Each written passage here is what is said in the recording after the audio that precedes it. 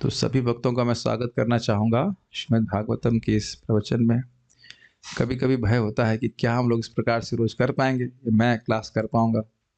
वहाँ से प्रार्थना है कि शरीर तो लेना है उनको, लेकिन भागवतम के बाद ही ले तो अच्छा रहेगा।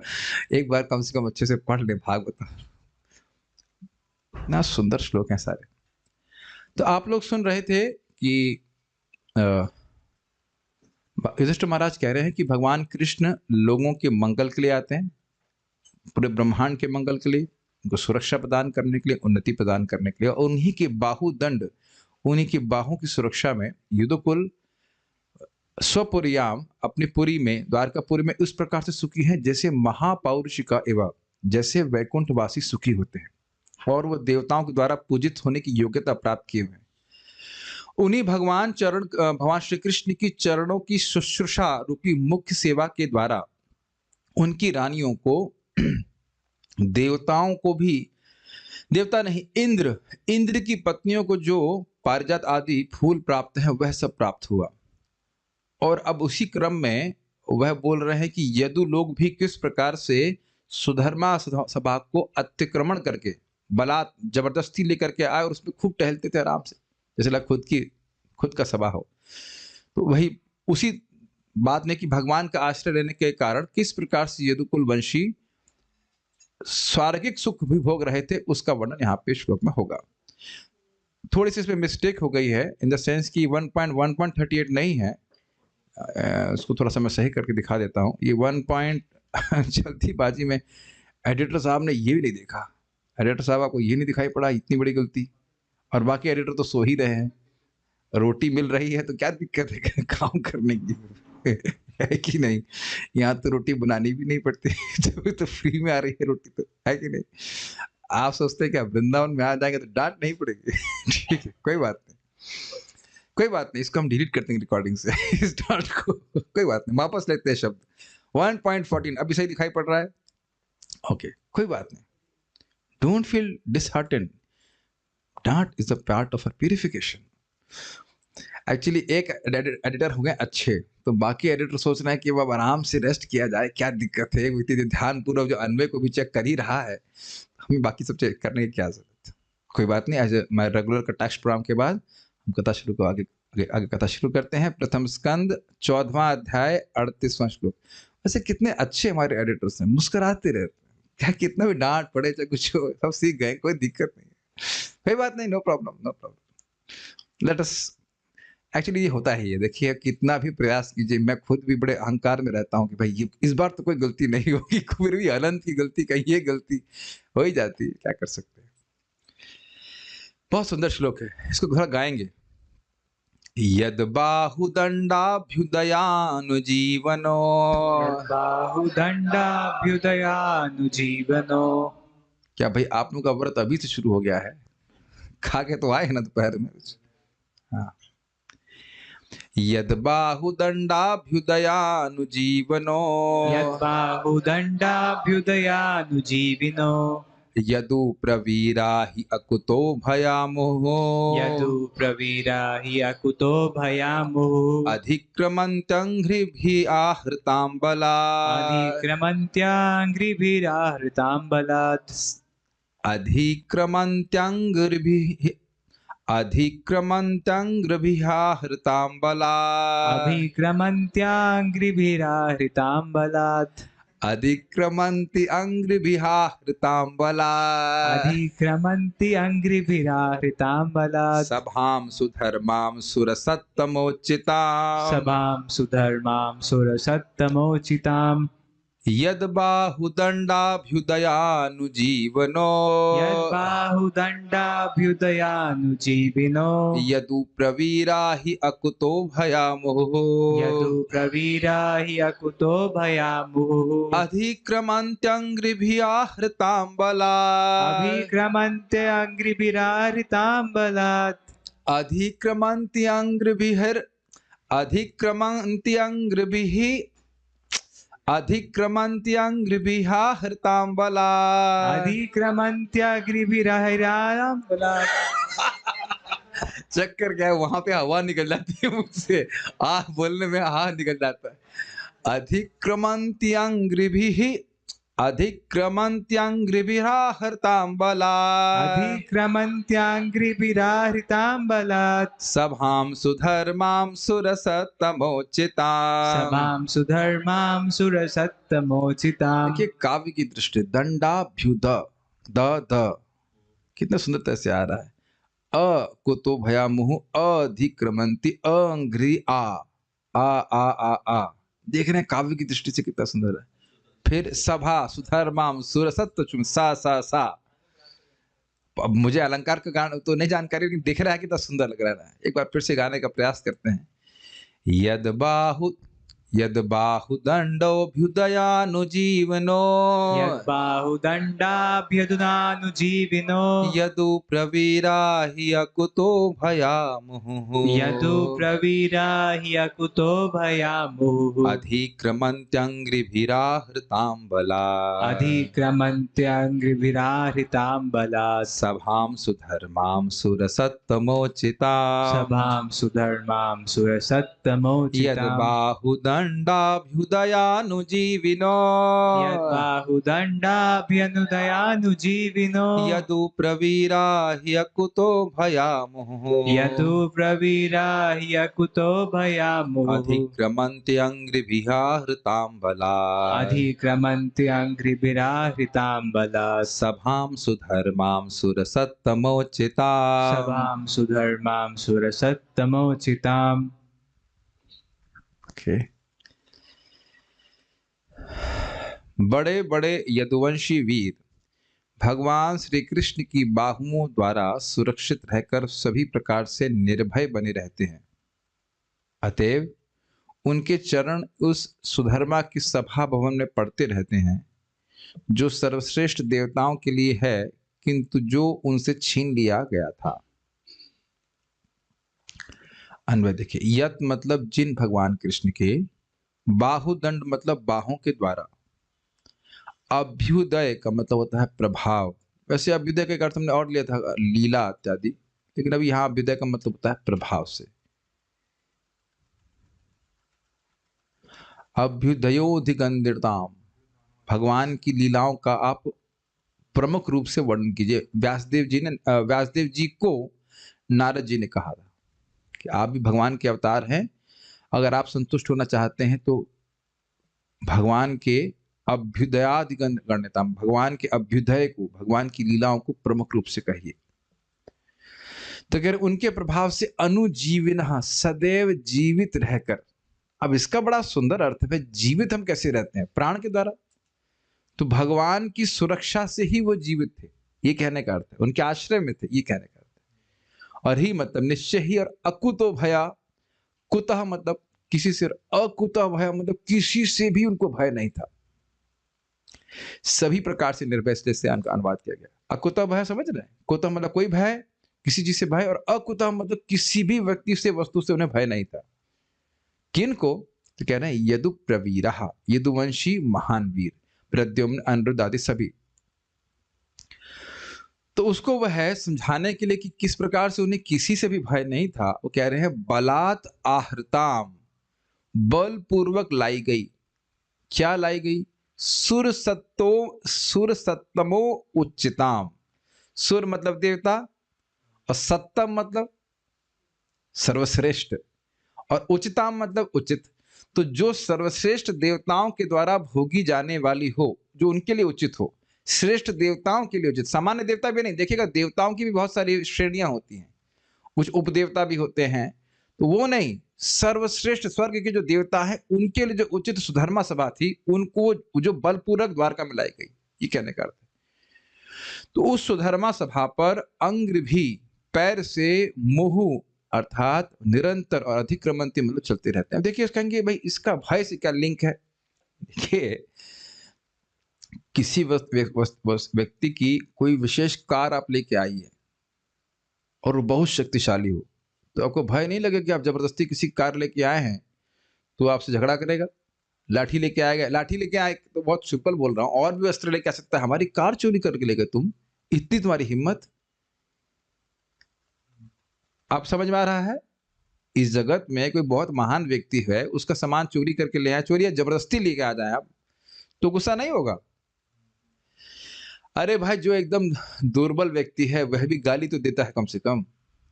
ये अगर गाली देने में डर लग रहा है कि भाई ये सामने वाला व्यक्ति शक्तिशाली है, तो कम से कम क्या कहते हैं, उल्हाना देगा, पीछे से कोसेगा उसको। ये तो देखते हैं जगत में। और अगर शक्तिशाली है तो वो जान से भी मार सकता है। तो कह रहे हैं कि इनको तो देवताओं से भी भय नहीं था। क्यों? सुधर्मा सभा जो श्रेष्ठ देवताओं के लिए उचित थी, वह जबरदस्ती लेकर के वहां पे द्वारका में रख लिए। और अब देवताओं का सामर्थ्य नहीं था कि वह उससे झगड़ा कर ले, क्योंकि पहले सुन चुके अर्चिता, अर्थात देवताओं के द्वारा पूज्य थे वो, उनसे क्या कहेंगे वो? क्योंकि भगवान के संरक्षण में थे, इसलिए यदुवंशी लोग देवताओं की जो सुधर्मा सभा है उसका भी भोग करते थे, जो कि श्रेष्ठ देवताओं के लिए उचित है। ध्यान दीजिएगा, इस सामान्य उपदेवताओं के लिए नहीं। जो सर्वश्रेष्ठ देवता इंद्र आदि देवता है, वरुण चंद्र आदि, वो कह सकते हैं प्रमुख देवता है, उनके लिए द्वारा उपयोगी। जैसे भी हम लोग पार्लियामेंट में रह के भागवत क्लास नहीं कर रहे हैं। अच्छा, अभी एकदम समझ में आ जाएगा। आपको पता है कि पार्लियामेंट के ऊपर कुछ आतंकवादियों ने अटैक करने का प्रयास किया था, कुछ समय तक हाईजैक भी किया था उसको? नहीं, मुझे नहीं पता, कर नहीं पाए थे, प्रयास कर रहे थे। तो खाली प्रयास किया यहाँ की पार्लियामेंट में, तो इतना वो प्रतिरोध हुआ। आप समझ में आ रहा है कुछ? ये सुने होंगे आप लोग का जन्म हो गया था तब तक। ठीक है। आप लोग कथा पता होगी, ये बात नहीं पता? ये कथा रह गई आप लोग से? हम तो सुन रहे हैं। अच्छा। एवं परापरा इस कथा को मैंने पहले भी बताया था। ये सब जानते हैं क्या? इतने छोटे बच्चे सब जानते हैं कि भारत की पार्लियामेंट पे एक अटैक हुआ था। जीके का क्वेश्चन है भाई, जो आईएएस की तैयारी कर रहे हैं। ठीक है, 2006 में बता रहे हैं। 2006 में तो लोग पैदा ही नहीं हुए, बहुत छोटे होंगे ना। 3 साल की बच्ची क्या समझेगी? एनीवेज, तो वह नहीं हो तो आप लोग छोटे थे, तो फिर 2006 में तो हम इतने छोटे नहीं थे। तो मैं क्या बात कर रहा था? हाँ, तुम बात कर रहे थे पार्लियामेंट पे अटैक हुआ, तो वहां पार्लियामेंट में घुसने नहीं दिया उसको, जबकि पार्लियामेंट इंसानों के द्वारा ही है, और जो सबसे खराब इंसान है वही, सॉरी, मतलब हर तरह का इंसान पार्लियामेंट में जाता है भाई, हमारा परेशानी में नहीं पड़ना चाहते। तो अब हम गलत तो नहीं बोलना चाहते भाई, भागवत में जूते चप्पल तो नहीं चल रहे, कम से कम पार्लियामेंट में तो जूते चप्पल भी चलाए गए। तो अभी भी चल रहा है, अब नहीं होता होगा। तो खैर जो भी है, तो अब ऐसी पार्लियामेंट में व्यक्ति, कुछ लोग घुसने का प्रयास किए, तो कितना प्रतिरोध हुआ। अब आप सोचिए कि जो देवताओं की पार्लियामेंट है, समझ में आ रहा है सुधर्मा, उसको कोई जबरदस्ती खींच के लाए। और यह तो कोई आतंकवादी कल्पना भी नहीं कर सकता कि पार्लियामेंट हाउस को उठा करके अपने पास ले जाए। बहुत होगा 2-4 बम फोड़ेगा, सोचने वाली बात है ना। लेकिन जबरदस्ती उठा करके ले आओ, तो बहुत बड़ी बात होगी ना। तो ये भी ये तो हमने कभी सोचा नहीं कि यह भी एक असंभव कार्य है। पूरी बिल्डिंग ही उठा के लेके आ जाओ। और ध्यान दीजिए कि उस बिल्डिंग का जो गुण वहां पे है, वो यहाँ पे भी रहना चाहिए। ये सब बहुत सारी बातें सोचने वाली हैं कि स्वर्ग की वस्तु इधर लेके आएंगे तो उसके वैसे वैसे रहना चाहिए, उसमें कोई परिवर्तन नहीं आना चाहिए। सब भगवान की कृपा से हो रहा है। तो ये सब चीजें हैं। इस प्रकार से यदुकुल स्वर्गीय सुख का भोग कर रहे थे। समझ में आ गया? भगवान के संरक्षण में। तो अब संस्कृत देखिए, यद बाहु दंड, जिन भगवान कृष्ण की बाहु के द्वारा अभ्युदयानुजीवन, उनके बाहु के प्रभाव, यानी कि शक्ति के प्रभाव के द्वारा जो अनुप्राणित थे, जी रहे थे। कौन कौन जी रहे थे? यदु प्रवीर, यदुओं में जो मुख्य वीर, मतलब महान वीर थे। ही अकुतो भया, वह निश्चित ही किसी भी बात से भयभीत नहीं थे। क्यों ऐसा कह रहे हैं? मुहु अधिक्रमंती, वो बारंबार अधिक्रमण करते थे। किसके द्वारा अधिक्रमण? मतलब चलना, किसकी द्वारा? अंग भी, अपने चरणों के द्वारा। अरे भाई, ये इस पे कितना गुस्सा आएगा। सोचिए, किसी का आसन है और उस पे कोई पांव रखे तो, और उससे निम्न व्यक्ति पांव रखे तो। अब स्वर्ग का जो पार्लियामेंट हाउस है, जहां पे देवता चलते हैं, उसके ऊपर यदुकुल के लोग बिना किसी भय के चल रहे हैं। देवता ये नहीं सोच रहे कि देवता को लोग बुरा मानेंगे ना क्या। थोड़ा समझना चाहिए। अकुतो भय का लिंक कठिन हो रहा है, समझ पा रहे हैं? उनकी सुधर्मा सभा जो लाई गई, उसमें बिल्कुल फ्री स्टाइल चल रहा है। आ रहे हैं, जा रहे हैं, उपयोग कर रहे हैं, और ये पूछ भी नहीं रहे कि क्या इसका हम उपयोग कर सकते हैं, थैंक यू आपने हमको लाने दिए, कुछ नहीं, ऐसे आराम से चल रहे हैं। तो भय से रहित होना ही तो सब माना जाएगा ना इस। तो क्या देवताओं ने वह सुधर्मा सभा उनको गिफ्ट में दिया है, एक्सचेंज में दिया? कहते ना आहर्ताम बलात्, बल पूर्वक लाई गई।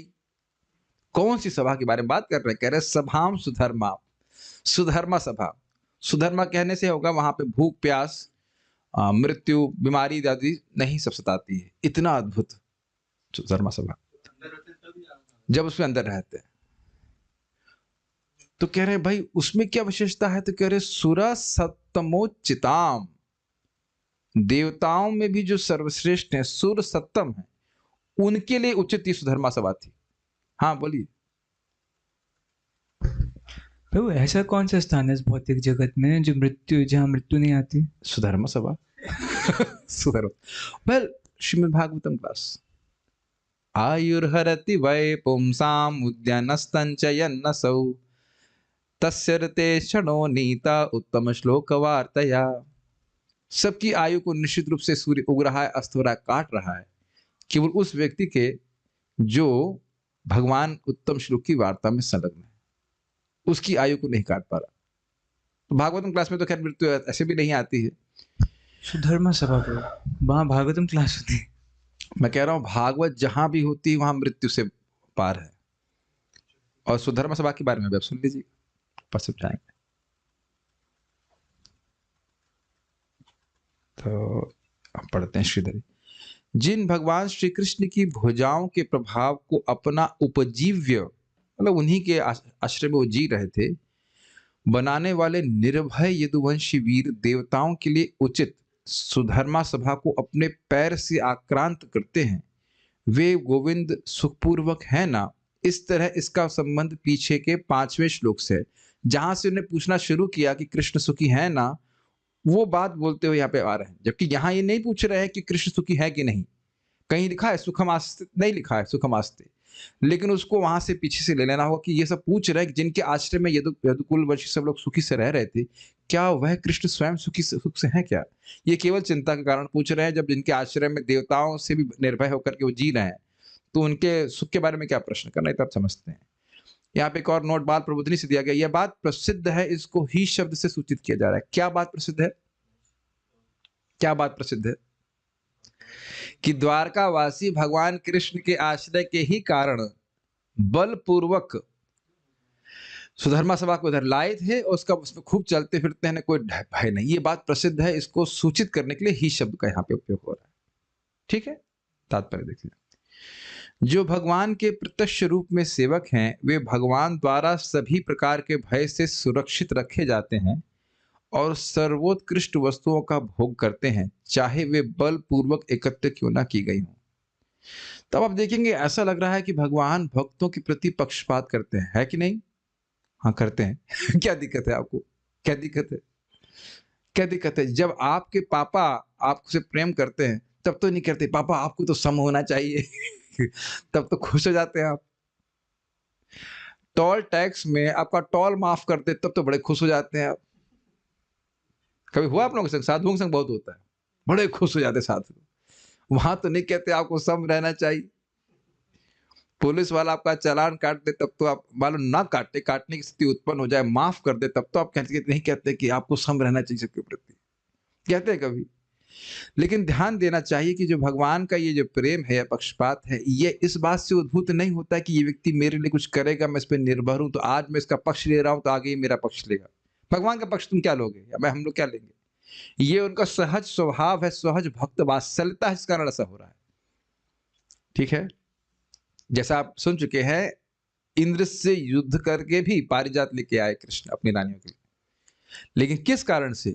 रानियां भी उनके चरणों की सेवा ही उनका मुख्य कारण था, जीवन का कारण, लक्ष्य मान के कि भगवान की सेवा करनी है। ठीक है, भगवान सभी जीवों के साथ समान व्यवहार करते हैं, किंतु वे अपने भक्तों के प्रति अत्यधिक वत्सल होने के कारण विशेष पक्षपात करते हैं।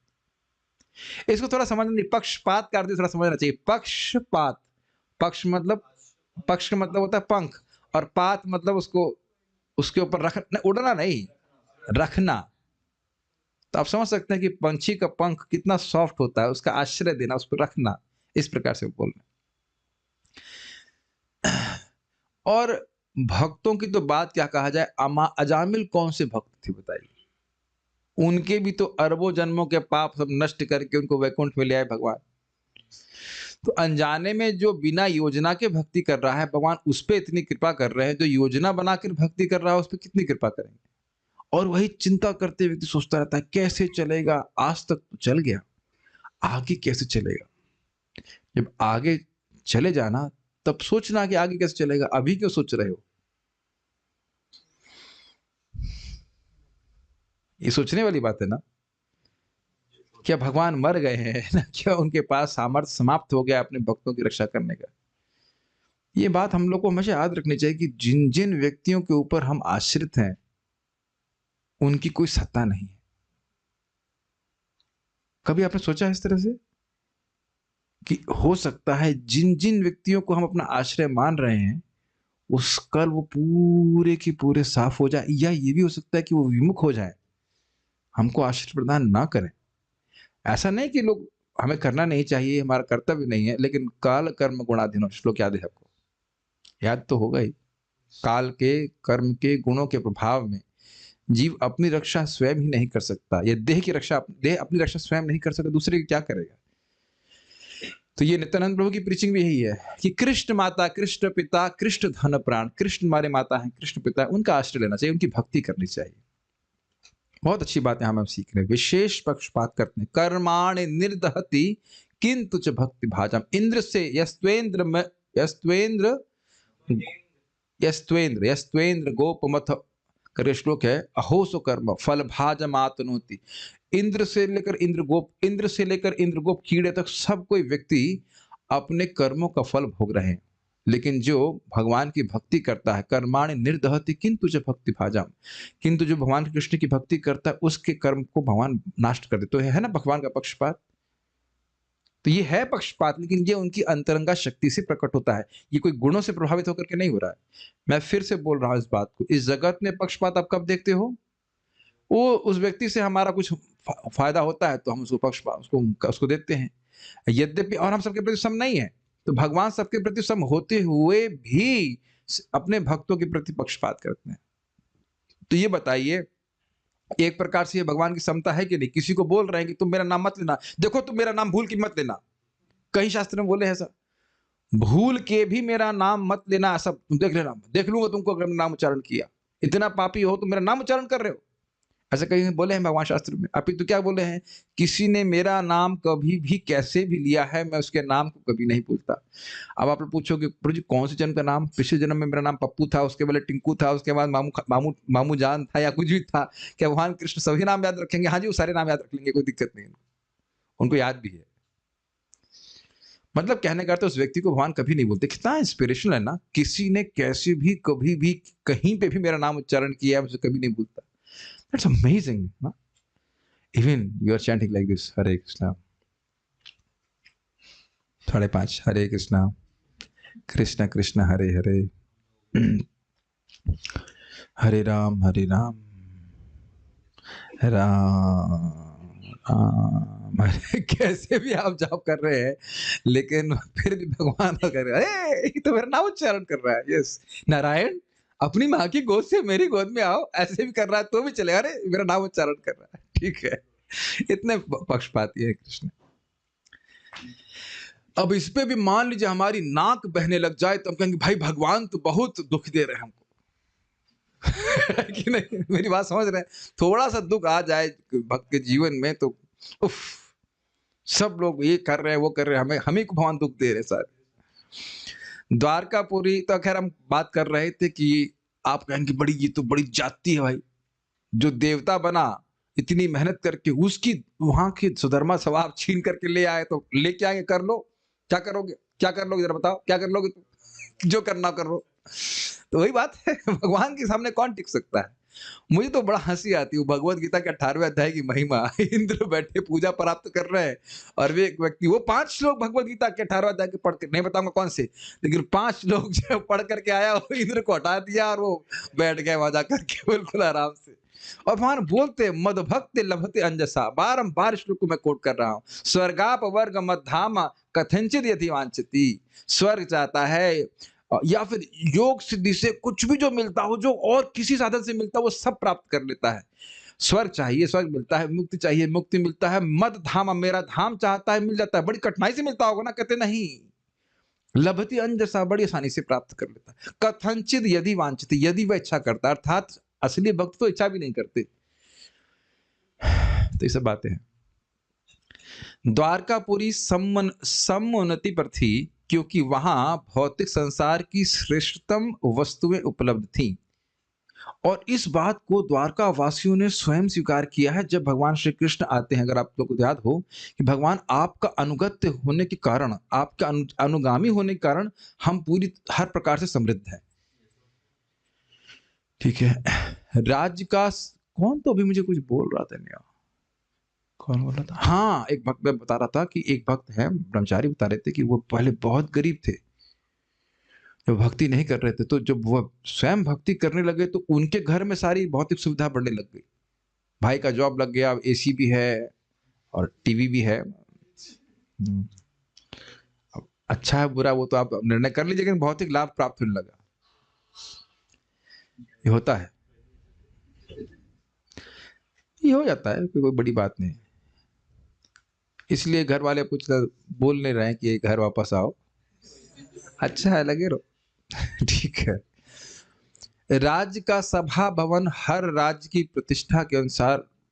इससे पहले मैं आगे जाए, क्या इस जगत में केवल आपको अच्छा भोजन कोई करा दे और सम्मान दे, प्रेम से भोजन करा, ईमानदारी से बोलिए, प्रेम से कोई भोजन करा दे। हम होटल की बात नहीं कर रहे, होटल वाले प्रेम से नहीं खिलाते,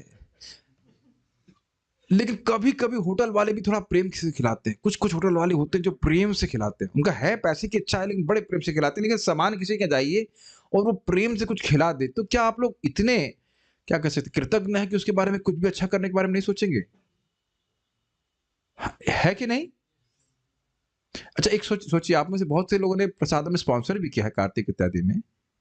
तो आप वहां बैठे हैं, आपको अच्छा प्रसाद मिला, आपने इतनों को खिलाया और अच्छा प्रसाद आपको भी खाने को मिला, थोड़ा सम्मान भी दे दिया, कुछ माला वाला भी पहना दी, नाम भी अनाउंस कर दिया, तो आप तो फिर अब कहेंगे ना कि अगला बताइए, अगला फीस्ट कब तरह बताना। आप भगवान पे आरोप लगा रहे हैं। आप खुद सोचिए, कोई थोड़ा सा प्रेम देता है तो आप नहीं प्रेम करते कि हम भी कुछ करें, हमारा कुछ सामर्थ्य है तो हम कुछ करने का प्रयास करें? Is it not, what is? और जो व्यक्ति सेल्फलेसली कर रहा है, ध्यान दीजिएगा कि सुधर्मा सभा को प्राप्त करने के लिए कृष्ण की सेवा नहीं कर रही है, तो सहज प्रेमी है। भगवान भी कहते हैं ये भी दे देता हूँ, वो भी, दोनों तरफ से जीव का, भक्त का भी प्रेम संतुष्ट नहीं हो रहा है देने में, और भगवान का भी प्रेम संतुष्ट नहीं हो रहा है। हम भी ये दे दे अपने भक्त को, ये भी दे दे, ये भी दे दे, ऐसे करके करके। राज्य का सभा भवन हर राज्य की प्रतिष्ठा के अनुसार बनाया जाता है। स्वर्ग लोक में सुधर्मा नामक सभा भवन श्रेष्ठ देवताओं की प्रतिष्ठा के अनुरूप था। तो आपने श्लोक में देखा था, सुर सत्तमहो चिताहा। अभी हमने व्याख्या किया ना, हम लोग पार्लियामेंट में रह के भागवत नहीं बोल रहे, तो पार्लियामेंट में मैं गया तो नहीं हूं, लेकिन अच्छी अच्छी सीटें होंगी, सब व्यवस्था होगी। जूता रखने की व्यवस्था भी होगी। वैसे मेरे ख्याल से अब शायद जूता बाहर खोल के आने के लिए बोलते हैं, क्या होता है मुझे नहीं पता, ज्यादा कटाक्ष नहीं करना चाहते उसके ऊपर। लेकिन आप जानते हो कि एसी तो कम से कम होता होगा पार्लियामेंट में, इतना तो होता ही है। हाँ, हमको नहीं पता, लेकिन इतना तो होता ही होगा। आप, हम लोग जैसे आईआईटी कानपुर के सारे जो एक स्पेशल कॉलेज थे, स्कूल थे, उसमें एसी, सेंट्रल एयर कंडीशन रहता है, ऐसे करके वो सब हर जगह की व्यवस्था के अनुसार वो होते हैं। ये बात प्रभुपाद समझाते हैं। अब बताइए, स्वर्ग के देवताओं का भवन में क्या सुविधा होगी? हम लोग तो बस इतना ही सोच सकते हैं ना, एसी लगा होगा।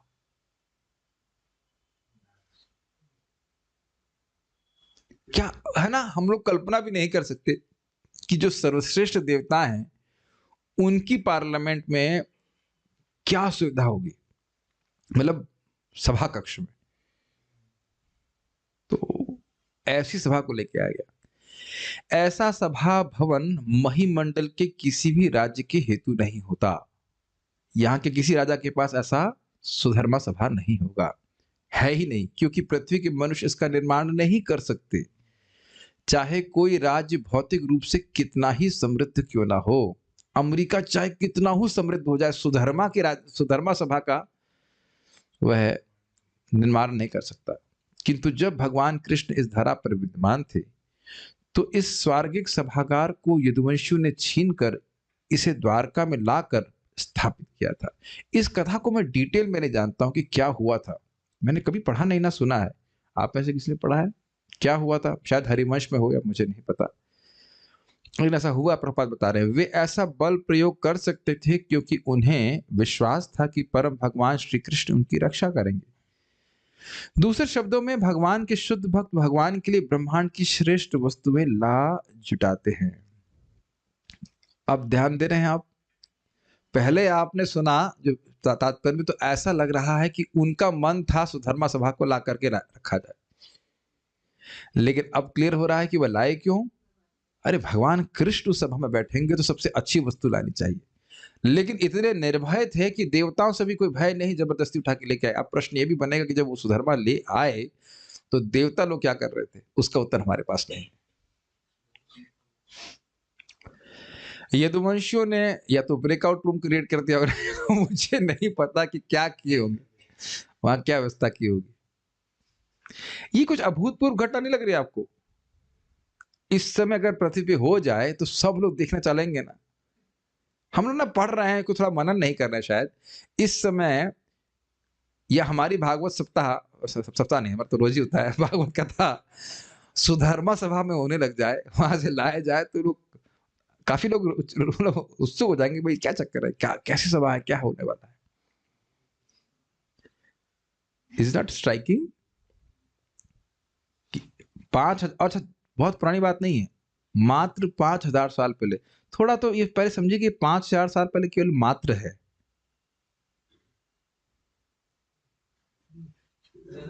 Are you able to follow that? अच्छा, मात्र 2,000 साल पहले, ये मात्र लग रहा है? थोड़ा ऊपर से जाइए, ऊपर देखिए, और ऊपर जाइए, ऊपर, हाँ, फिर थोड़ा मात्र 3,000, खास दिक्कत नहीं, और मात्र 5,000, मात्र 5,000, ठीक, ज्यादा विशेष दूरी नहीं है। और उस समय ये घटना हुई कि देवताओं की सभा को यहां पे लाया गया। It's very amazing. तो वो कैसे ला पाए? विश्वास था कृष्ण हमारी रक्षा करेंगे। यदुवंशियों ने भगवान कृष्ण के लिए ब्रह्मांड में सुलभ सारे सुख साधन जुटा दिए थे, जिसके बदले में भगवान ऐसे भक्तों की रक्षा करते थे जिससे वे निर्भय थे। अब देखिए, फिर बदला मतलब,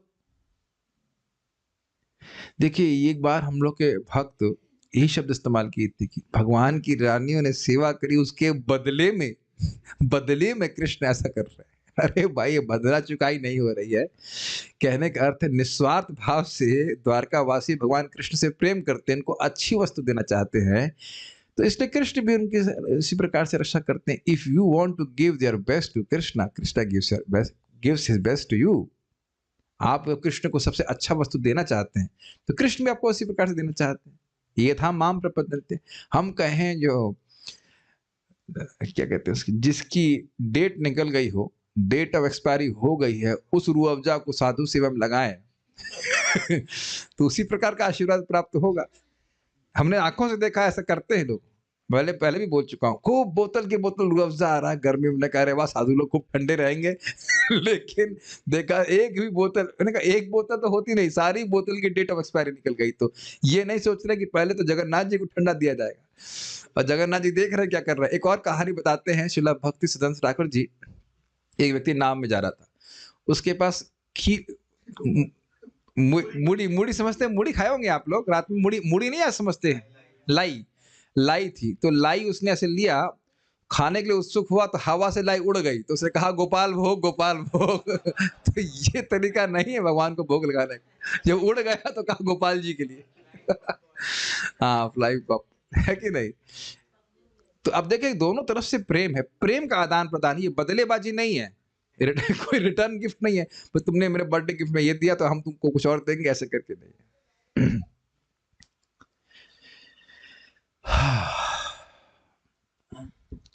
भुलक्कड़ बद्ध जीव भयभीत रहता है। इसका मतलब क्या है? जो व्यक्ति अपने संबंध को भगवान से भूला हुआ है, बहुत गंभीर स्टेटमेंट है ये, उसके जीवन से भय कभी नहीं जा सकता। चाहे वह कितना भी शक्तिशाली हो जाए, कितना भी धन उसके पास आ जाए, वह कभी भी निर्भय नहीं हो सकता। भजहु रे मन श्री नंद नंदन, अभय चरनार विंदरे। दुर्लभ मानव सनम सत्संगे, तरहु रे भव सिंधु रे। भजहु रे मन श्री नंद नंदन, अभय चरनार विंदरे। कितना सुंदर बात है ना ये। कितना भी हम भौतिक व्यवस्था बना लें, हम निर्भय नहीं हो सकते। ऐसा मत सोचिएगा कि जो लोग बहुत धनी हैं उनके हृदय में भय नहीं होता। उनको सबसे पहला भय तो धन खो जाने का है। बहुत भयभीत होते हैं। अब ये है क्यों? ये निर्भयता कृष्ण स्वयं हृदय में स्फुरित कराते हैं, और ये भयशील होने की भावना भी, इसका निर्माण भी कृष्ण ही करते हैं। अगर आप लोग को याद हो, अज्ञान की परिभाषा में बताया गया था राग द्वेष अभिनिवेश। याद आ रहा है कुछ? अविद्या, अस्मिता, राग द्वेष अभिनिवेश। और अभिनिवेश का अर्थ क्या था? अभिनिवेश मतलब यह डर, मृत्यु का डर, यह डर कि ये जो भोग मुझे प्राप्त है ये छूट जाएंगे। मुख्य बात तो यही है। आप समझ में आ गया? भुलक्कड़ बद्ध जीव भयभीत रहता है। अगर आपको ये नहीं समझ में आ रहा तो हिरण्यकशिपु के बारे में तो स्पष्ट जान रहे हैं। पूरे वो खाली ऐसे बहुएं ऊपर ऐसे करता था, टेढ़ी मेढ़ी। मैं तो नहीं पूरी तरह से कर पा रहा हूँ, लेकिन I am not Hiranyakashipu obviously. I am not the best among the demons. तो वो एकदम ऐसे घुमा के करता था, देवता भयभीत होते। देखिए, देवता भी भयभीत है, और हिरण्यकशिपु के भय से जो देवता भयभीत है वह प्रहलाद से भयभीत है कि ये लड़का मर नहीं रहा है, और इसको याद रहेगा कि मैंने इसको मारने का प्रयास किया है। जब ये बड़ा हो जाएगा तो ये जरूर मुझे मार देगा। क्या आपको ये स्ट्राइकिंग नहीं लग रहा है कि जिस व्यक्ति जो त्रिलोकी का राज्य प्राप्त है, केवल ब्रह्मा जी शिव जी को छोड़ करके, और वह भयभीत है? तो ये बात समझने का प्रयास कीजिए। भयम द्वितीयाभिनिवेश तस्यात् ईशाद अप्येतस्य विपर्यस्मृति। ये तो श्लोक बहुत अच्छा श्लोक है, जो यही पर बात बता रहे हैं कि जो व्यक्ति भगवान से विमुख है वह अपने आप को भगवान की प्रतिद्वंदी के रूप में सोचता है कि भाई ये वस्तुएं सब मेरी हैं, और वैसा वो है मेरी है। मेरा कहने का मतलब ही नहीं, ये मेरी है, ये तेरी है, फिर हम कंपटीशन करेंगे। तो ऐसा जीव निर्भय हो ही नहीं सकता। और जब व्यक्ति भगवान की भक्ति करता है तो उसको भगवान का आश्रय प्राप्त होता है, तो वह निर्भय रहता है। कई बार उदाहरण दिया जा चुका है कि बच्चा, बहुत सिंपल उदाहरण है, हम रोड क्रॉस करते हैं, छोटा बच्चा अकेले रोड क्रॉस करेगा तो कितना उसको भय होगा, समझ रहे हैं? लेकिन माँ के हाथ पकड़ा रहता है या पिता का हाथ पकड़ा रहता है तो निर्भय होकर के वह रोड को पार कर लेता है। तो चिंता लोगों को लगी ही रहती, आगे कैसे होगा, आगे कैसे चलेगा। हम गलत बोल रहे हैं कि बताइए, जो भक्त नहीं है पूरे टाइम, पूरा जिंदगी चिंता ही करते बीत जाता है, ये कैसे होगा, वो कैसे होगा। ठीक है, आपका जो कर्तव्य आप कीजिए, लेकिन ये बताइए अभी भी धन आदि प्राप्त करने का सामर्थ्य कौन दे रहा है? कह रहे हम तो अपनी बुद्धि से कर रहे हैं। बुद्धि तेरे बाप की है, बताइए।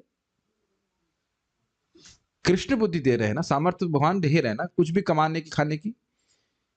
नहीं तो ये भी अंतर नहीं समझ में आएगा कि टूथपेस्ट क्या है और शेविंग क्रीम क्या है। बेतंग हो चुका है एक कुछ क्षणों के लिए। ये बुद्धि भी तो भगवान दे रहे हैं, तो आगे भी देंगे। इतना मतलब जो कार्य वो करना चाहिए, लेकिन कुछ चिंता नहीं करना चाहिए। एनीवेज, तो प्रभात बता रहे हैं कि भुलक्कड़ बद्ध जीव भयभीत रहता है, किंतु मुक्त आत्मा कभी भयभीत नहीं रहता। और उदाहरण आप सुन लीजिए, नारद जी, कितने प्रत्यक्ष उदाहरण है। 5 साल का बच्चा, माँ को सर्प ने डस लिया, कोई भय नहीं, हिमालय चला गया। क्या निर्भयता है!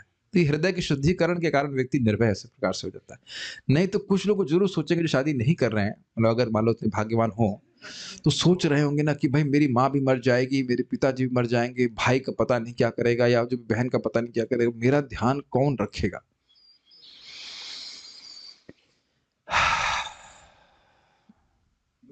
लोग डर जाते हैं इस प्रकार से, हमारा ध्यान कौन रखेगा। भैया दुख प्राप्त करने होंगे तो भाई और बेटा भी लात मारेगा, और नहीं तो बट अब आ ही रही बात, याद बोल देते हैं। रशिया में वो जो प्रभु जी जेल में थे ना, आज मैं उनका स्मरण करते, क्या नाम था मैं भूल गया। वो जिन हाँ, आनंद शांति नहीं, जो जेल में थे, वो ऐसे बिल्कुल पद्मासन लगा करके सच्ची ऐसे बैठे, और उनकी पीठ भी शायद तोड़ दी थी, ऐसे पद्मासन में बैठे हुए थे और मुस्कुरा रहे थे, लेफ्ट द बॉडी। देखिए क्या योगी की तरह से, हम तो सोच भी नहीं सकते ना, रशिया के व्यक्ति को क्या पता चलेगा आध्यात्मिकता, मतलब इतना तो नहीं पता होगा ना कि क्या करना, पता नहीं कैसे उन्हें पता, मैं तो आश्चर्यचकित हूँ। और उनको बोला गया था तुम स्वीकार कर लो कि तुमको तुमको बरगलाया गया था, तो हम तुमको छोड़ देंगे, लेकिन नहीं स्वीकार किया, उनको बहुत परेशानी किया, उन्हें तक पीठ तक तोड़ दी उनकी ऐसे करके। बहुत कष्ट, आप लोग जिन्होंने नहीं पढ़े हैं, सॉल्टेड ब्रेड पढ़ी, मैं उस किताब को पढ़ते पढ़ते पूरी रात बीत गई थी। अद्भुत है, लेकिन रियली अमेजिंग। पद्मासन लगाए और योगी की तरह शेर छोड़ दिया, और जिसने उनको कष्ट दिया था पूरा परिवार समाप्त हो गया, समाप्त हो गया। आप लोगों में से पढ़ी है आप लोगों ने ये पुस्तक? बहुत अच्छी, पढ़िएगा, बहुत अच्छी पुस्तक। रियली अमेजिंग है नित्यानंद प्रभु की कृपा, भगवान की कृपा के ऊपर कितने निर्भय हो गए। कुछ लोग कहते हैं जब करने में कठिनाई है, सोचिए वो लोग ब्रेड से जब जब बीट बना बना कर जब किए हैं, कितना उनका निर्भयता थी, अमेजिंग। एनीवेज, तो हम बात कर रहे थे कि भुलक्कड़ बदजीव भयभीत रहता है किंतु मुक्तात्मा कभी भयभीत नहीं रहता। इसी परिपेक्ष में मैंने, इसी कंटेक्स्ट में मैंने इस बात नहीं बोली। जिस प्रकार एक छोटा सा बालक जो अपनी पिता की कृपा पर पूर्ण रूप से आश्रित रहता है, वह कभी किसी से डरता नहीं। तो ये आप समझ सकते हैं, भगवान का आश्रय जितना व्यक्ति को प्राप्त होगा, भगवान अंदर से आंतरिक रूप से भय को नष्ट करते हैं।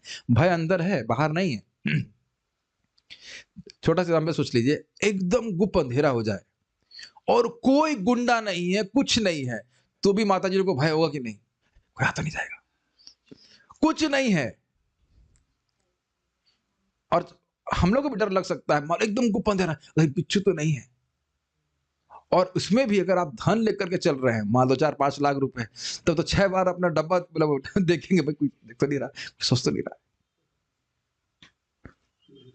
तो कभी बहुत बार तो भय बाहर से ना होने के कारण, ना होने पे भी अंदर से भय का बाहर कोई कारण है ही नहीं, भय सारा कारण अंदर है कि नहीं? क्योंकि जिस जिस कारण से आपको भय लग रहा है, सामने वाले को लग ही नहीं रहा है। अगर भय का कारण बाहर होता तो सबको भय लगना चाहिए ना। बहुत अच्छी बात है, हृदय शुद्ध है तब व्यक्ति भयभीत नहीं होगा। भीरुता जीव के लिए एक प्रकार का मोह है। क्यों? और मोह का अर्थ समझ गए? मोह का अर्थ है अपने को शरीर माना। जितनी मात्रा में अपने आप को शरीर मानेंगे, हम जरूर डरेंगे। जिसमें वह निद्रा में रहकर भगवान के साथ अपने नित्य संबंध को भूल जाता है। बड़ा स्पष्ट है, जैसे सोया हुआ व्यक्ति उस स्वप्न के शरीर से अपनी पहचान करता रहता है, और उसकी परेशानियों से वह अपनी परेशानी की पहचान करता रहता है। ये बातें समझ में आ रही हैं? बिजनेस बहुत डाउन हो गया, बहुत परेशानी है, बिजनेस बढ़ाने के लिए कुछ करना चाहिए, लेकिन मैं बहुत प्रयास कर रहा हूँ, बिजनेस अच्छा हो ही नहीं रहा। इतने में ट्रिंग ट्रिंग ट्रिंग ट्रिंग ट्रिंग ट्रिंग मंगल आरती उसमें हो गया। तो ये जो भी भय था, वह किस कारण से था बताइए? स्वप्न के शरीर में अपनी पहचान, जो दिख रहा है स्वप्न का शरीर, उसे अपनी पहचान करना। ये तो हमारा देखिए कितना घोर अज्ञान है। हम बोल रहे हैं कि हैं हम लोग शरीर बिल्कुल नहीं, निरंतर अपरिवर्तनशील हैं, अविनाशी हैं, फिर भी भयभीत होते ही है। मैं भी हो जाता हूँ, ये क्या होगा, कहीं ऐसा तो नहीं कर देंगे, कहीं वो तो नहीं हो जाएगा, कुछ कुछ भय तो आ ही जाता है हृदय में। पर थोड़ा बहुत भय होना भी चाहिए, क्या मैं कल जब कर पाऊंगा, क्या मंगल आरती लौट पाऊंगा? अब उसके लिए प्रभु जी अब क्या भय करना है, वो तो ठीक है, अलार्म बजेगा तो अब चले जाए, ऐसे क्या दिक्कत है। नए भक्त लोग बड़े निर्भय होते हैं। हमने कहा माला होगी, प्रभु जी हम 4 ही माला है, कर लेंगे शाम तक, कोई दिक्कत नहीं। होने का, जिंदा रहोगे कब तक? क्योंकि वैधानिक रूप से आप भगवान के शरणागत है ना, क्योंकि वैधानिक रूप से जीव कभी मरता नहीं, जैसा कि भगवत गीता में कहा गया है। अच्छा, ये पता है माता को? तो फिर भीरुता का क्या कारण है? जब हम मर ही नहीं सकते और हम परिवर्तन होता ही नहीं, तब हमें क्या चिंता है, जरा बताइए। कोई व्यक्ति स्वप्न में बाघ से डर सकता है, किंतु उसी की बगल में जगते हुए व्यक्ति को कोई बाघ नहीं दिखता। यह बाघ दोनों के लिए, अर्थात सोए हुए व्यक्ति के लिए तथा जागते हुए व्यक्ति के लिए मिथ्या है, क्योंकि वास्तव में वहां पर बाघ है ही नहीं।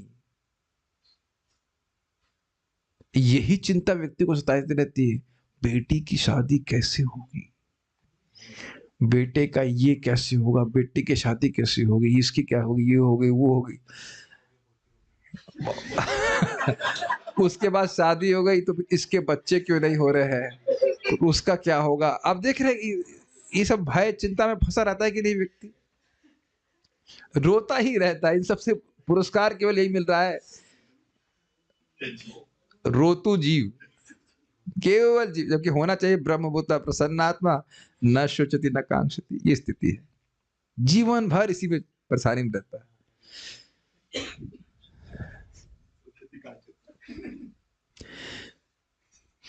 लेकिन ये उदाहरण अगर हम आत्मसात कर ले तो जीवन बहुत परिवर्तन हो जाए, है ना। रोज हम लोग स्वप्न देखते होंगे, आप लोग रोज स्वप्न देखते हैं नहीं देखते, नहीं देखते हैं। अच्छा, तो आप लोग दिव्य पुरुष हैं। हमें तो सपने बहुत आते हैं, क्या क्या बवाल होता है। एक सपना आया था नहीं क्या, उसमें आईआईटी का नहीं जीएलए और मेरे स्कूल की कॉलेज के बिल्डिंग का सम्मिश्रण हो गया, तो अंट संट पता नहीं क्या क्या बेवकूफी के ऊपर सपना आते हैं। जब उसके बाद हमने अपने अलार्म में लगा रखा है मुर्गे की अलार्म, कुकड़ू को करता है तो उठ जाते जल्दी से। वो स्मृति होती है कि भगवान जब उठते थे तो जब शाप हो गया, मुर्गा बोलता था वो कुकड़ू कुकड़ू कुकड़ू तो वो उठ जाते थे। आप फोन में अच्छी व्यवस्था है, कुकड़ू को की आवाज आती है। कब कब वो जागी वो आमी, भक्ति ठाकुर जी बोलते कब मैं जागूंगा हे गोपीनाथ। लेकिन जो व्यक्ति अपने जागृत जीवन को भूल जाता है वह भयभीत रहता है, और जो अपनी स्थिति को नहीं भूलता वह बिल्कुल नहीं डरता। इस तरह सारे यदुवंशी भगवान की सेवा के प्रति पूर्ण रूप से जागरूक थे, अतः उनके लिए बाघ से किसी समय भी प्रश्न भयभीत होने का प्रश्न नहीं होता। कौन से भाग से डर रहे थे वो? बाघ का तो प्रश्न, बाघ की बात तो श्लोक में आया ही नहीं, बाघ कहां से आ गया। मतलब जो भी भौतिक परिस्थिति कुछ आती विपद, उससे डरते नहीं थे, ये कहने का आशय। यदि असली बाघ होता भी तो भगवान उनकी रक्षा करने के लिए तो थे ही। और ये हुआ भी बीच में, क्या नाम है, एक असुर था, क्या नाम था उसका, सल्व, उसने अटैक किया था, बस एक अटैक हुआ, बाकी द्वारका पे कभी कोई अटैक नहीं हुआ। तो वो भी उसको मार के खत्म कर दिया भगवान ने।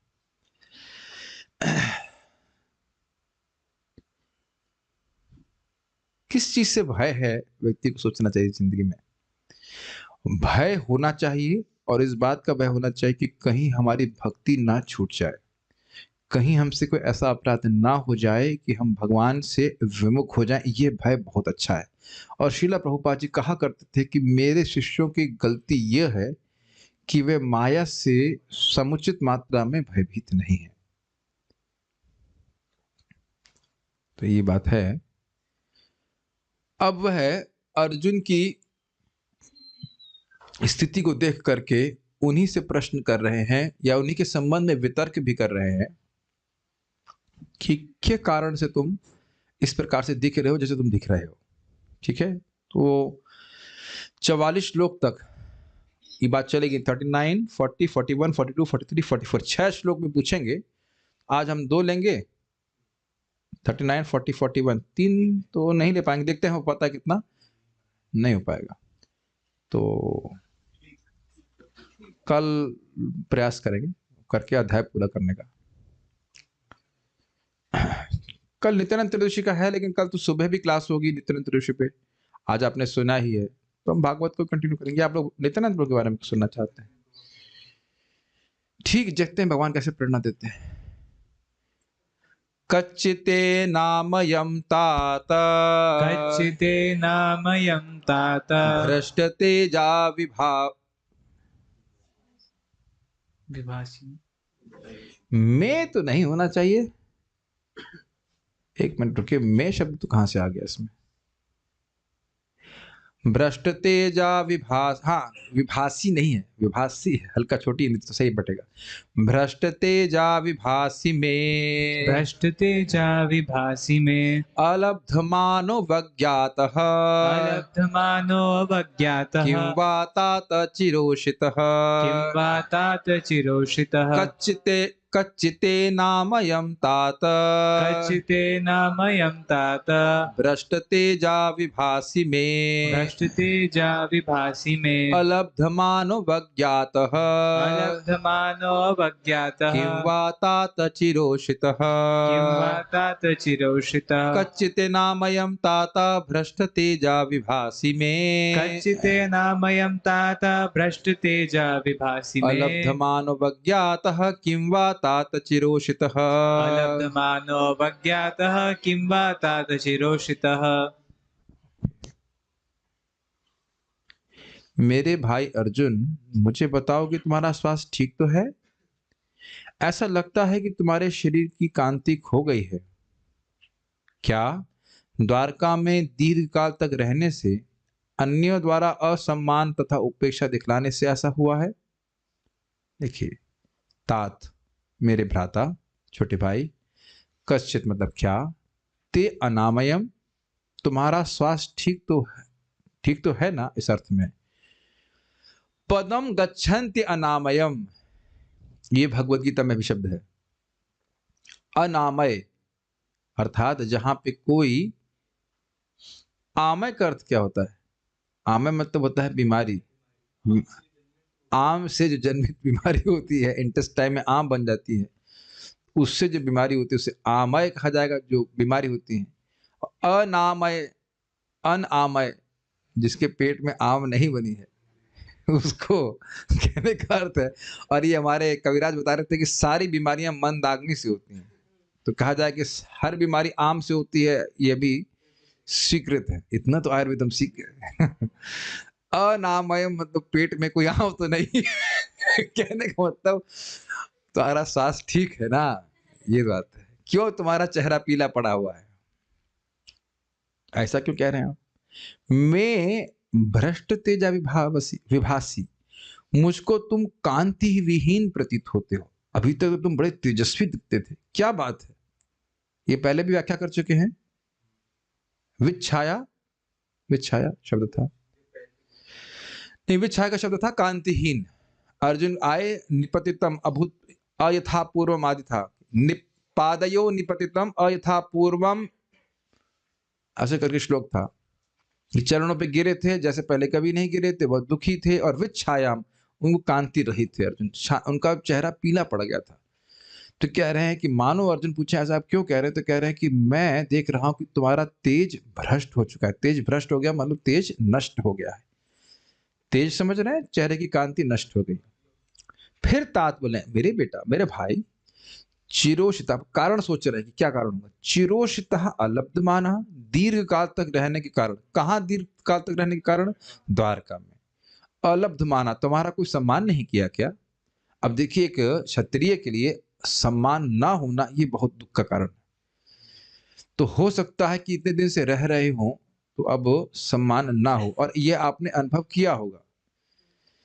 घर वाले बुलाते हैं, जो लोग घर से दूर रहते हैं, कि आओ आओ आओ, और जब आ जाते हैं तो ज्यादा ध्यान नहीं देते, है कि नहीं? इसलिए दूर रहना ही उचित है कि नहीं?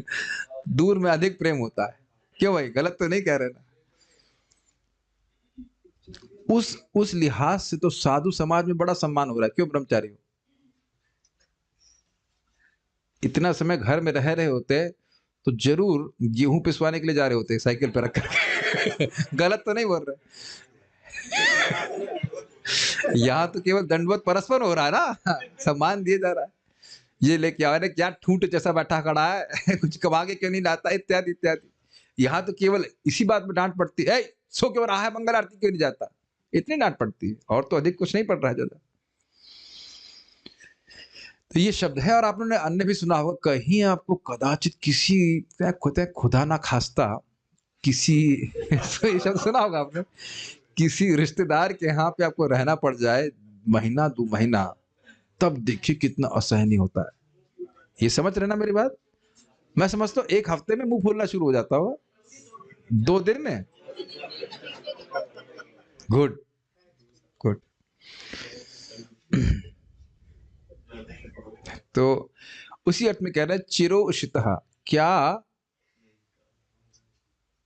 आप बहुत समय तक, चिर प्लस उशिता, बहुत समय तक आप वहां पर रह रहे थे, 7 महीने हो गए, तो क्या इस कारण से अलब्धमाना? वैसे ये बात संगत नहीं है, क्योंकि वो सब बड़े प्रेमी हैं। जब ये लोग इधर रहते थे तो भगवान भी महीनों-महीनों अपनी रानी के संग रहते थे, तो बड़े प्रेम से उनका स्वागत होता था। तो जब भी जा रहे हैं तो कोई उनका असम्मान हो, ये होना नहीं है, संभव है, लेकिन एक सोच रहे हैं कि क्या इस कारण से ऐसा हुआ? तुम्हारा कोई सम्मान नहीं किया क्या? किम मतलब, या फिर क्या क्या जोड़ दीजिएगा उसमें, यानी चिरोषितः अलब्धमानः किम, क्या तुम्हें कोई सम्मान नहीं किया क्या? वा अर्थात अथवा अवज्ञाता, किसी ने तुम्हारा अपमान किया। ये बातें एक जैसी नहीं है। कोई आपका सम्मान ना करे और कोई आपका अपमान करे, ये दो बातें अलग हैं, थोड़ा अलग हैं, समझ रहे हैं?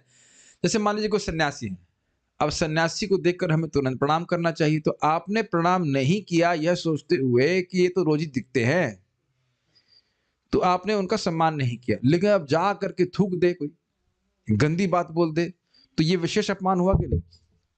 सम्मान ना करना और अपमान करने में थोड़ा सा अंतर आ जा रहा है, जबकि दोनों ही अपमान है, लेकिन कुछ अंतर समझ रहे हैं? भाई आपने सम्मान नहीं किया, जिस व्यक्ति का उचित सम्मान किया जाना चाहिए नहीं किया, वह भी एक प्रकार का अपमान है, लेकिन आप उस पर भी अपमान कर दे, विशेष रूप से अपमान करे, अवज्ञा कर दे, तो वह भी तो बहुत ही खराब माना जाएगा ना। जैसे एक बार एक बड़े व्यक्ति थे, तो उनकी गाड़ी यहाँ पे खराब हो गई, इधर यमुना एक्सप्रेस वे पे, तो जो व्हीकल इंचार्ज था उसने ऑल्टो भेज दी। कहे इतना क्रोधित हो गए, मैं ऑल्टो में बैठ के जाऊंगा। अब आप ये नहीं कह सकते कि उस भक्त का वो न्याय तो समझ नहीं रहा है कि वह तो उनका अपमान नहीं करना चाह रहा है, लेकिन उनका सम्मान पूर्ण रूप से नहीं हुआ, उनके लिए कम से कम टवेरा आए।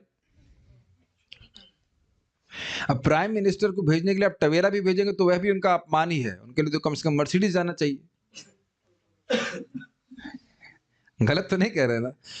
तो अगर आप मान लीजिए प्राइम मिनिस्टर के लिए ऑल्टो लेकर जाएं या मारुति लेकर के मारुति 800 लेकर चले जाएं, तो ये हमारे प्राइम मिनिस्टर नम्र हैं, हो सकता है स्वीकार कर लें, लेकिन वैसे इसको कहा जाएगा कि सम्मान ठीक से नहीं हुआ। तो दो बात समझ में आ रही है अलग अलग। अलब्धमानः, क्या आपको सम्मान प्राप्त नहीं हुआ? अलब्धमानः, लब्ध मतलब प्राप्त, अलब्ध मतलब नहीं प्राप्त, और मान मतलब सम्मान। वाह मतलब अथवा अवज्ञा की गई, आपने कुछ कहा हो किसी से करने के, पानी ले आओ, पानी ना ला के दिया हो, या जो भी अपमान किया हो, इसकी वजह से आपकी कांति कम हो गई है। ओ, मैंने अनुवाद भी नहीं पढ़ा, शायद पढ़ लेता। अच्छा, मुझे ऐसा लगा कि मैंने अनुवाद नहीं पढ़ा। कच्चित, क्या, अनामयम तात, क्या तुम्हारे क्या तुम बीमार हो तात, मेरे बेटे, मेरे भाई? ऐसा क्यों कह रहे हैं? भ्रष्ट तेजा विभास्य में, मुझको तो ये लग रहा है कि तुम्हारा तेज भ्रष्ट हो गया, समाप्त हो गया है। इसका कारण ऐसा आप क्यों सोच रहे हैं? मुझे लग रहा है कि अलब्ध मानो अवज्ञाता, किंवा क्या तुम में सम्मान प्राप्त नहीं हुआ, या तुम्हारी अवज्ञा करी गई है, तुम्हारा अपमान हुआ है? ऐसा क्यों सोच रहे हैं? चिरोषितः तात, तुम बहुत दिन से द्वारका में रह रहे थे, तो संभावना थी कि ऐसा हो जाता।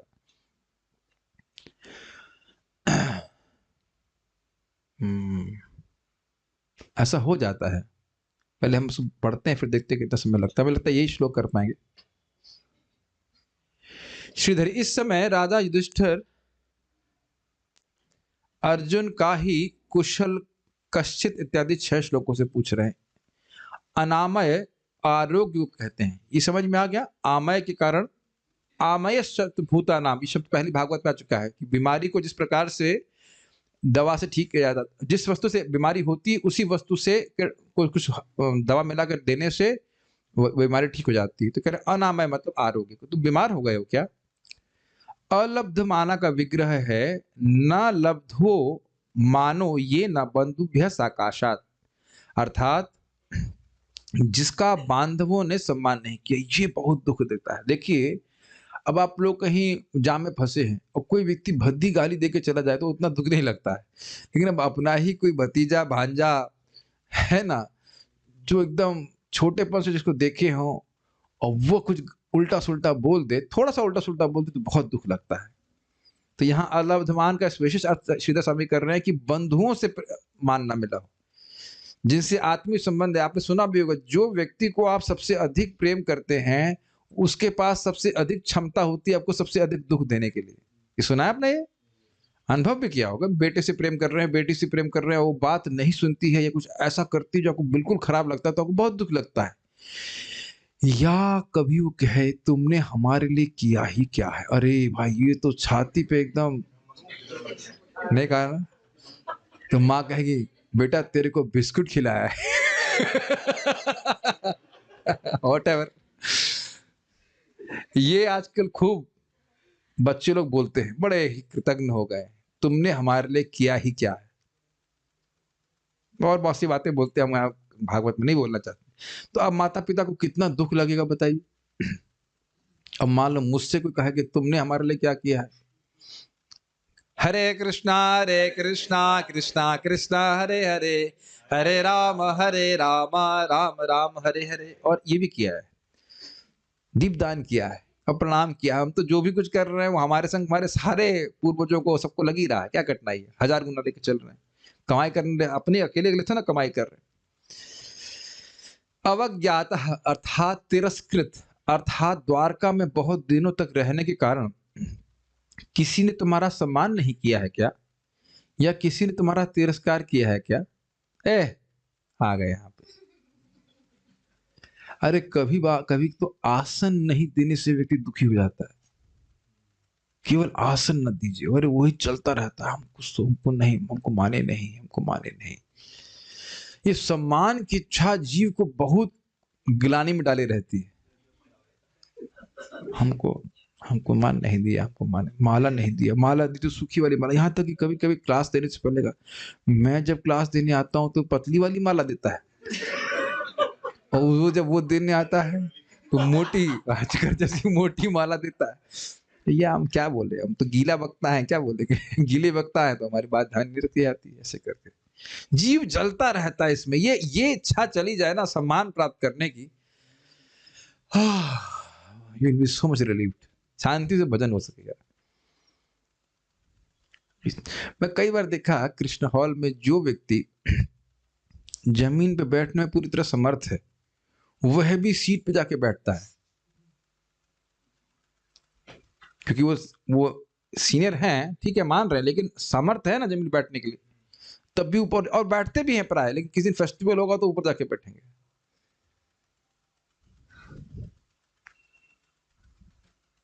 एनीवेज, बहुत पॉइंट ऑफ ऑब्जर्वेशन है, हमको पकड़ना होगा कहाँ कहाँ हम सम्मान की इच्छा बहुत प्राप्त करना चाहते हैं।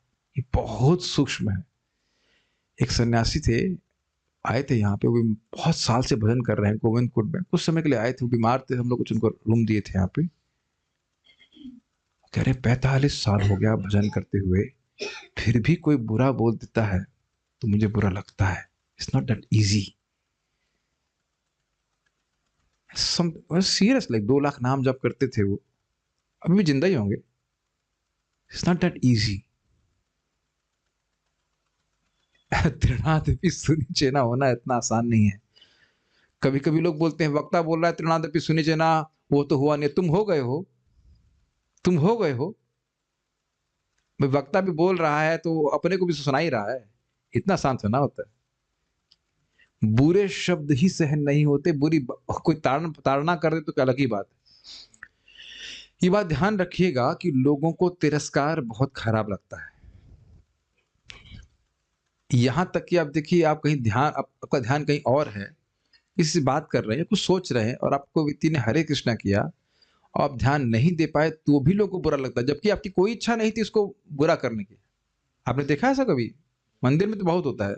आप लोगों के संग कभी हुआ होगा, आप किसी सीनियर भक्त को हरे कृष्णा करें और मान लो कुछ सोच रहे हैं, वो भगवान के बारे में सोच रहे हो, कुछ भी अपना सोच रहे हो, और ध्यान ना दें, बहुत रौब आ गया है। तुरंत अब अगली बार मैं भी हरे कृष्ण नहीं बोलूंगा। ऐसे करके, है ना। तिरस्कार, और क्षत्रिय के लिए तिरस्कार क्या भगवान गीता में बोले हैं? मरणाद तिरच्यते। जो व्यक्ति का सम्मान प्राप्त है, उस तुमको ऐसी बात बोलेंगे जो तुम्हारे लिए कभी नहीं बोली जानी चाहिए। सब याद है, दूसरे अध्याय में भगवान बोलते हैं तुमको, तुम बोल लो छोड़ दो चले जाओगे, तुम दया दिखा रहे हो, कोई नहीं बोलेगा तुम दया दिखा रहे हो। ऐसी बात बोलेंगे, अवाच्य वाचांश बहुन वदिष्यन्ति तवाहिता, ऐसी बातें बोलेंगे जो तुम्हारे बारे में बिल्कुल नहीं बोली जानी चाहिए। यही अर्जुन को भगवान कृष्ण बोल रहे हैं, तुमसे सहा नहीं जाएगा, तब तुम तुरंत धनुष उठा लोगे। तो जब धनुष उठाना ही है तभी क्यों नहीं उठा लेते, पहले उठा लो। बहुत खराब बात बोलेंगे। कौन बोलेंगे? तुम्हारे ही जो शत्रु वही बोलेंगे, इत्यादि श्लोक आप देख सकते हैं। और बहुत सारी बात, एक नहीं 1000 बात बोलेंगे, तुम्हारे मुंह पे बोलेंगे कि तो कायर था, और हिजड़ा भी बोल सकते हैं, क्या क्या बोलेंगे तुमको। तो अर्जुन जैसे व्यक्ति के लिए तिरस्कार असहनीय था। मैं ऐसी श्लोक को ही बोलूंगा, बस उसका रुकेंगे। मुझे याद दिलाएगा कहानी, पहले मैं बाल प्रबोधिनी पढ़ लेता हूं, उसके बाद फिर कुछ कहानी सुनाऊंगा तिरस्कार के संबंध में। बस बोल दीजिएगा कहानी, अगर मैं भूल जाऊं, ठीक है। बाल प्रबोधिनी पहले पढ़ लीजिए। तुम यथार्थ रूप से निर्भय होकर करो, कुछ चिंता मत करो। मेरे आगे तुमको कुछ कहने में कोई चिंता नहीं होनी चाहिए, क्योंकि मेरे छोटे भाई होने के कारण तुम मेरे पुत्र तुल्य हो। इसको सूचित करने के लिए उन्हें, यानी अर्जुन को यहां तात शब्द से संबोधित कर रहे हैं। स्पष्ट है, तात मतलब छोटा भाई, बेटे के समान। अब तिरस्कार के बारे में जरा कुछ सुन लीजिए, पर इस कहानी को सुना दूंगा, फिर आगे हम जाएंगे कि अर्जुन के संबंध में ही है। एक बार महाभारत के युद्ध में अर्जुन थोड़ा दूर थे और युधिष्ठिर महाराज को युद्ध करना पड़ा था कर्ण से, और कर्ण उनको बहुत घायल किए, इतना घायल किए कि उनको युद्ध क्षेत्र छोड़ना पड़ा। बहुत शरीर में बाण लगे, बहुत कष्ट हुआ। तो बाद में शाम के समय जब अर्जुन मिले तो अर्जुन से पूछा कि क्या आपने कर्ण को मार दिया? युधिष्ठिर महाराज सोचे कि अब मैं हट गया हूं तो अर्जुन युद्ध किए होंगे कर्ण से। अर्जुन कहे आज तो हम कर्ण से युद्ध नहीं कर पाए, युद्ध ही नहीं हुआ मेरा। तो उनको बहुत क्रोध आया। अलब्धमाना, बंधुओं से ही सम्मान ना पाने की बात की व्याख्या कर रहा हूं मैं। तो युधिष्ठिर महाराज से कितना प्रेम करते हैं अर्जुन। तो अर्जुन को युधिष्ठिर महाराज ने कहा, तुम किसी लायक नहीं, तुम इस लायक ही नहीं तुम गांडीव को धारण कर सको। किससे प्राप्त हुआ शब्द? युधिष्ठिर महाराज से। बंधु है कि नहीं? अर्जुन को यह बिल्कुल सहन नहीं हुआ, तुरंत तलवार निकाल ली। तो भाई क्या बात है? ऑब्वियसली भगवान कृष्ण थे मैनेज करने के लिए। क्या बात है? तो कहे कि देखिए, मेरा संकल्प था कि जो भी कोई मुझे बोलेगा कि तुम गांडीव त्याग दो, मैं उसे गर्दन काट दूंगा। अब देख सकते हैं कि एकदम सहन करने के लिए सामर्थ्य नहीं था, क्षत्रिय भाव है।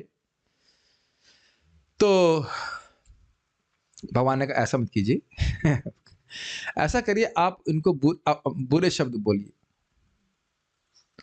तो फिर वो बोले, अर्जुन बुरे बुरे शब्द युधिष्ठिर महाराज को बोलने लगे।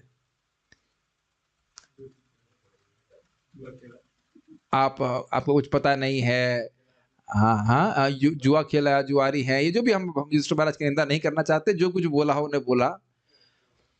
अब युधिष्ठिर महाराज तो बहुत दुखी हो गए। फिर देखिए अलब्धमाना, आप प्लीज समझने का प्रयास कीजिए, युधिष्ठिर महाराज ऐसे व्यक्ति नहीं है जिनको आप एक शब्द भी बुरा कह सको। कोई व्यक्ति सबके देखिए, जिसके व्यक्ति के कोई शत्रु नहीं, आप उससे कितना प्रेम करेंगे, सोचिए प्लीज। इससे पहले हम आगे जाए समझने का प्रयास कीजिए, क्या आप किसी ऐसे व्यक्ति को जानते हैं कोई शत्रु ना हो? रियली जो किसी के प्रति द्वेष नहीं हो, कितना सौम्य, कितना अच्छा व्यक्ति होगा, है कि नहीं? और अर्जुन तो वैसे शुद्ध भक्त हैं, कितना प्रेम होगा, एकदम चलते थे युधिष्ठिर महाराज के अनुसार। और उनके लिए कितनी बड़ी बात होगी कि शब्द का बाण चला सके युधिष्ठिर, असंभव था। अब वो इतने दुखी हो गए कि अब मैं इस तलवार से खुद ही अपनी गर्दन काट लूंगा, मैं युधिष्ठिर महाराज का अपमान करके जिंदा नहीं रह सकता हूं। भगवान ने कहा ऐसा करिए, आप अपना गुणगान स्वयं कीजिए जो व्यक्ति अपना गुणगान स्वयं करता है वो मरने के ही सवाल। तो अर्जुन बोल रहे थे, ये ऐसा किया वैसे क्या, फिर वो शांति को प्राप्त हो गए मैंने युद्ध में ये कर दिया, मैंने वो उसको मारा, मैंने इसको किया, ऐसे कर। देखिए ये बड़ी रोचक बात हम यहाँ बोलना चाह रहे हैं कि तिरस्कार सहन नहीं होता है, तिरस्कार सहन नहीं होता। कई बार हमने सुना है लोग आत्महत्या तक भी कर लेते हैं, पत्नी से तिरस्कार प्राप्त करके या बच्चों से तिरस्कार प्राप्त करके। तो ये एक बात, तो अगर आत्महत्या भी कर सकता है व्यक्ति तो किसी की कांतिहीन हो जाए उसमें कौन सी आश्चर्य की बात है? तो इस प्रकार से युधिष्ठिर महाराज सोच रहे थे। अभी भी नहीं बोल रहे हैं कि कृष्ण का तिरोभाव हो गया। महाराज युधिष्ठिर ने सभी प्रकार से अर्जुन से द्वारका का कुशल क्षेम पूछा, लेकिन उन्होंने अंत में यही निष्कर्ष निकाला कि जब तक स्वयं भगवान श्री कृष्ण वहां थे तब तक कोई अशुभ घटना नहीं घट सकती थी, लेकिन साथ ही अर्जुन कांतिहीन लग रहे थे। अतएव राजा ने उनसे उनकी कुशलता पूछी और साथ ही अन्य महत्वपूर्ण प्रश्न भी पूछे। अब अगला श्लोक, हम उसके पीछे एक कहानी भी है तो उसको हम यहाँ नहीं बोलेंगे, उसको हम लोग कल चर्चा करेंगे। जल्दी जल्दी नहीं करना चाहते हैं, श्लोक बड़े अच्छे हैं, उनके पीछे जो कथाएं हैं लिंक्ड, जिससे बातें और क्लियर होंगी उसको हम लेके चलेंगे। तो आज आपने देखा कि एक तो बात हुई थी यदुकुल के लोग किस प्रकार समृद्ध थे कि सुधर्मा सभा का भी उपभोग कर रहे थे, और दूसरा क्या सीखा, अर्जुन से आशा प्रश्न कर रहे हैं, आप कांतिहीन दिखाई पड़ रहे हो, लगता है कि आपका असम्मान किया है। तो आगे और एक प्रश्न हो चुका है, 5 प्रश्न और करेंगे तो उसको हम लोग कल देखेंगे। श्रीमद् भाग एक मिनट, कोई प्रश्न किसी भक्त का है तो देख लेता हूँ।